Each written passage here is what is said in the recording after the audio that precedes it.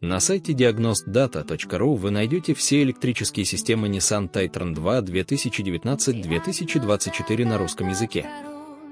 В базе собраны схемы следующих систем: антиблокировочная система тормозов, система зажигания и запуска двигателя, блок предохранителей и реле, освещение, фары, ходовые огни, поворотники, CAN-шина и блоки управления.